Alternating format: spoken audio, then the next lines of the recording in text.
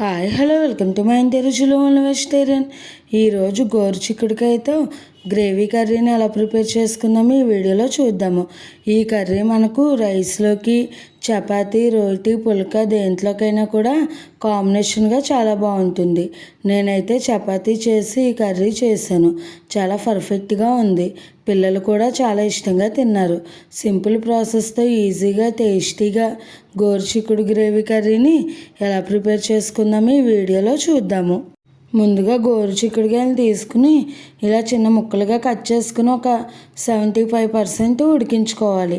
మరీ మెత్తగా కాకుండా ఇలా పలుకుండేటట్టుగా ఉడికించుకోవాలి. మీకు నచ్చిన సైజులో చిన్నవి కాకుండా మరీ పెద్దవి కాకుండా ఈక్వల్ సైజులో ఉండేటట్టుగా గోరుచిక్కుడుకాయలు కట్ చేసుకుని ఉప్పు పసుపు వేసి 2 విజిల్స్ రానిచ్చుకోవాలి.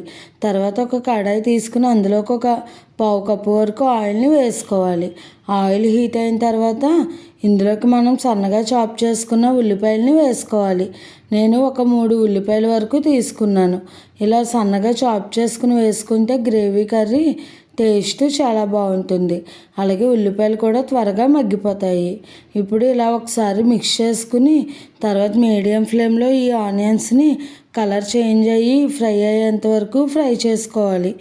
ఆనియన్స్ని ఇలా మిక్స్ చేసుకుని తర్వాత మూత పెట్టేసుకుని ఒక 5 మినిట్స్ ఆనియన్స్ని కలర్ చేంజ్ అయ్యేంత వరకు కలుపుకుంటూ ఫ్రై చేసుకోవాలి. మీడియం ఫ్లేమ్లో ఆనియన్స్ని ఫ్రై చేసుకుంటే పర్ఫెక్ట్గా ఫ్రై అవుతాయి. చూసారా, ఆనియన్స్ 5 మినిట్స్కి కలర్ చేంజ్ అయ్యి ఫ్రై అయినాయి. ఇప్పుడు ఇందులోకి టేస్ట్కి సరిపడా సాల్ట్ని వేసుకోవాలి. అలాగే ఒక 1 టీ స్పూన్ వరకు ఫ్రెష్గా గ్రైండ్ చేసుకున్న అల్లం వెల్లుల్లి పేస్ట్ని కూడా వేసుకోవాలి.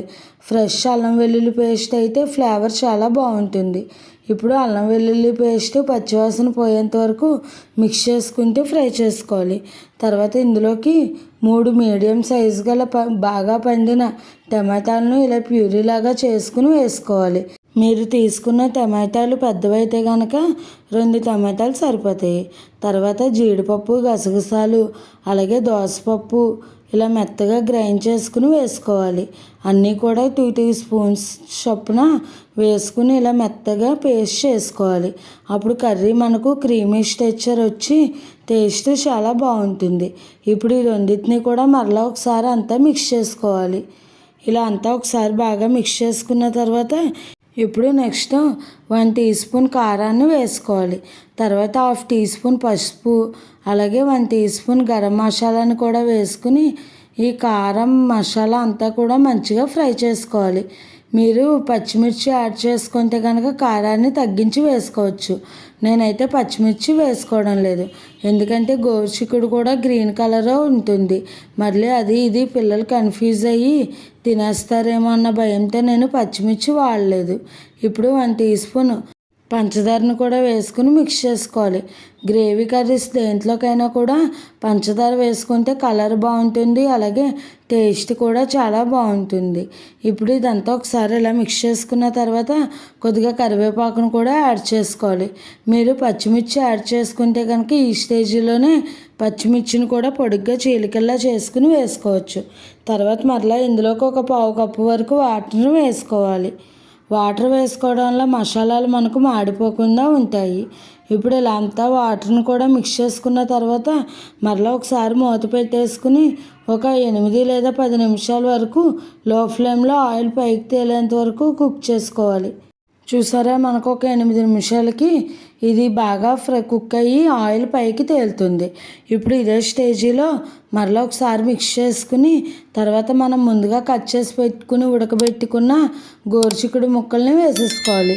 నేను ఒక 1/2 కేజీ వరకు తీసుకున్నాను, దాన్ని బట్టి కొలతలు చెబుతున్నాను. ఇప్పుడు ఇదంతా కూడా మరలా ఒకసారి మిక్స్ చేసుకుని తర్వాత అవసరమైతే కనుక ఒక 1/2 కప్పు వరకు వాటర్ని యాడ్ చేసుకుని మరలా మూత పెట్టేసుకుని ఒక 10 మినిట్స్ లో ఫ్లేమ్లో కుక్ చేసుకోవాలి. అప్పుడు ఫ్లేవర్స్ అన్నీ కూడా గోరుచిక్కుడుకాయ ముక్కలకి పడతాయి.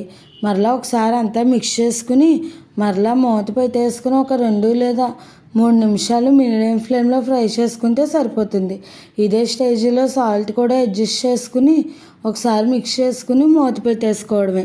ఇప్పుడు కడాయి మీద మూత పెట్టేసుకుని ఒక 2 లేదా 3 నిమిషాలు కుక్ చేసుకుంటే మనకు కర్రీ రెడీ అయిపోద్ది. ఒక 2 నిమిషాలు అయిన తర్వాత ఒకసారి మూత తీసి చూసేసరికి ఆయిల్ అంతా కూడా పైకి తేలి మంచిగా కుక్ అయి ఉంటుంది. ఇప్పుడు మరలా ఒకసారి అంతా మిక్స్ చేసుకుని అన్నీ పర్ఫెక్ట్గా సరిపోయినాయో లేదో చూసుకుని వేడివేడిగా సర్వ్ చేసేసుకోవడమే. కొద్దిగా చాప్ చేసుకున్న కొత్తిమీర, అలాగే కొద్దిగా 1 టీ స్పూన్ వరకు కసూరి మేతిని ఇలా అరచేతిలో వేసుకుని స్మాష్ చేసుకుని వేసుకోవాలి. కసూరి మేతి వేసుకోవడం వల్ల గ్రేవీ కర్రీస్ టేస్ట్ చాలా బాగుంటుంది. ఇప్పుడు ఇలా రెడీ అయిపోయిన ఈ కర్రీని మనం సర్వింగ్ బౌల్లోకి తీసేసుకోవడమే. చూసారు కదా ఫ్రెండ్స్, గోరుచిక్కుడుకాయతో గ్రేవీ కర్రీని మీరు కూడా తప్పకుండా ట్రై చేసి ఎలా వచ్చిందో నాకు కామెంట్ చేయండి.